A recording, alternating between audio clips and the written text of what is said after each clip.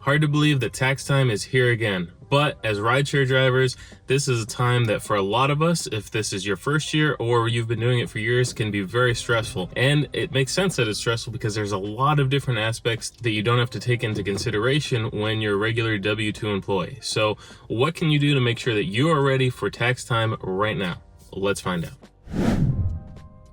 Hi, I'm Tyler from the RideShare Guy. On today's episode, we're talking about taxes and all the things that you need to make sure that you have done so that you can do the best, get done quickly with your taxes, and what you should do if you have any questions. So first, there's really only two options when it comes to doing your taxes. Number one, you can either do them yourselves, or number two, you can have someone or some program do them for you. So the first option, doing them yourselves, this is one that a lot of people are very hesitant to do, especially as a rideshare driver or gig worker, because you typically, even if you only do one app, which is very not usual, you still have to have a lot of different things than it would be if you were just a W-2 employee where you just put the income, maybe you have a couple of investments, but it's a lot easier to do with just that. Whereas with a side hustle gig like this, you're gonna have 1099s, you're gonna have mileage, you might have other things as well. So doing it yourself is an option, but it leads to a lot of anxiety. You can go to the irs.gov and there's a link on there that will allow you to file your taxes for free. You can even print out the forms and fill them out manually, mail them in or fax them in if you'd like. That's definitely an option if you want.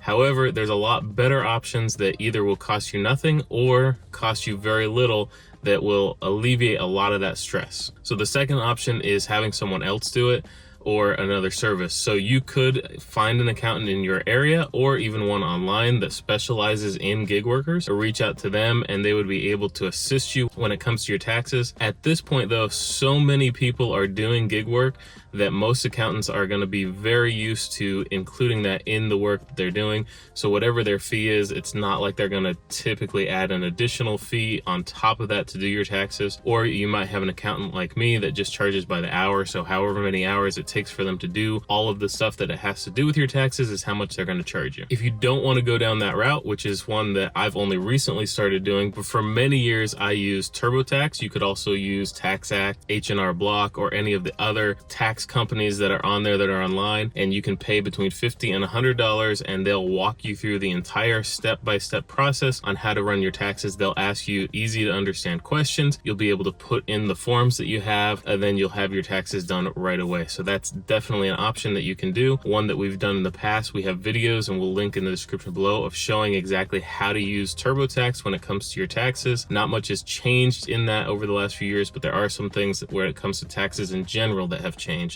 We're going to discuss just a minute specifically about mileage. So regardless if you do the taxes yourself or you have someone else or a company do it, the step one is to make sure that you have all of your documents. So sign into every single one of the gig apps that you use, Uber, Lyft, Deliver That. Even if you only drove for them one day, you just tested them out, sign in and see if there's a tax document for them. Most of them are going to have them. They're going to have 1099s. There's going to be a 1099 NEC, or there's a bunch of different types of 1099s that you might have based on how many miles you drove and how much money you made. So if you didn't drive over $20,000 worth and over 200 deliveries or rides, then you're going to get a different 1099 than if you did it part-time, made $5,000 or even $500. So depending on how much you drove, you're going to get these documents from Uber, Lyft, Instacart, all of that. Make sure you have everything along with your regular W-2 information, because you're doing your taxes all together, not just for what you did for your side job. So make sure you have all of that. Also, make sure that you've tracked every single thing that you've spent for rideshare that you're going to then deduct for tax deductions. So number one, and the biggest thing, is going to be your mileage. So definitely have whatever app you use for tracking, have that information. Do not, I repeat, do not rely on what the apps give you, because they're only going to give you the information of active miles. So miles that you drive with a passenger or something in your vehicle. They're not going to count the dead miles where you're driving back home, where you're just starting, on your way to start, or anything like that. So make sure that you're tracking your miles. If you have not tracked your miles throughout the year, then unfortunately you can't go back and retrack your miles, but use those numbers. Some people suggest doubling those numbers. My numbers are typically about double that, but talk to a tax professional before you just simply double it, because if you get audited and you don't have proof of that, then they could take that money back. I typically would, if I only have those miles, that's what I'm going to put, because that's what I legally know that I did and can prove, just in case I get audited. I've never got audited, but I don't want to do anything that raises any red flags or that there's a possibility that I might get. So definitely talk to an accountant or tax professional before you do anything above what you actually have documentation for. Finally, an important piece of information when it comes to miles is that for 2022 tax year, so what you're going to be submitting your taxes for 2023, there's two different tax amounts or deductions you're going to get for mileage. So from January to June, there's an amount of 58 cents, and from July through December, it's 63 cents. So again, having the tracking of when you drove those miles, not just that you drove those miles in 2022, will actually increase or decrease your deduction. And I don't know this for sure, but if you don't have that information of when you drove, they're probably going to go with the least amount, which is the 58% between January and June, rather than just say, okay, they drove 1,000 miles and this is the total amount. So again, make sure you have that documentation. Other things that you can count as a tax deduction: your cell phone bill, drinks while you're driving, food while you're driving, anything that you bought for a customer. So if you have bottles of water, snacks, any of that, chargers, anything like that, you can absolutely count.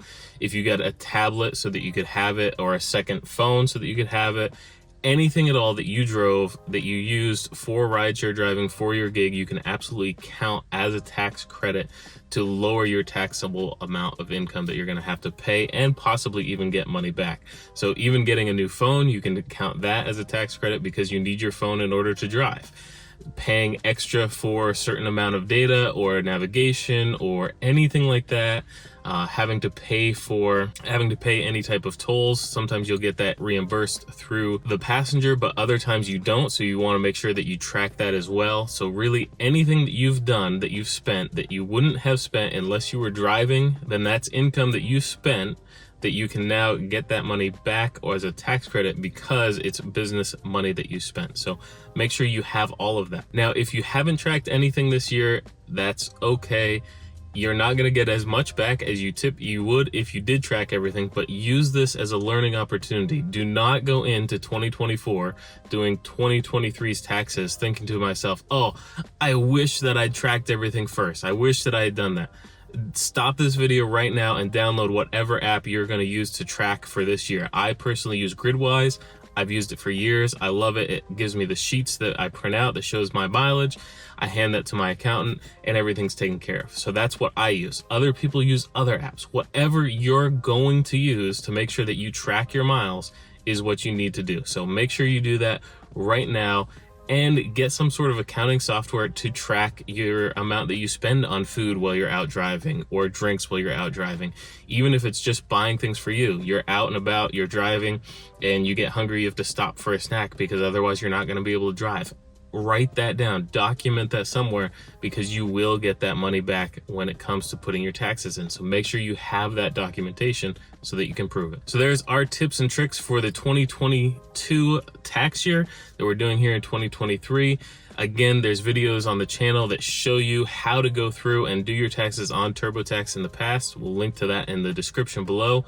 Really appreciate it. Have you had any issues with your taxes this year?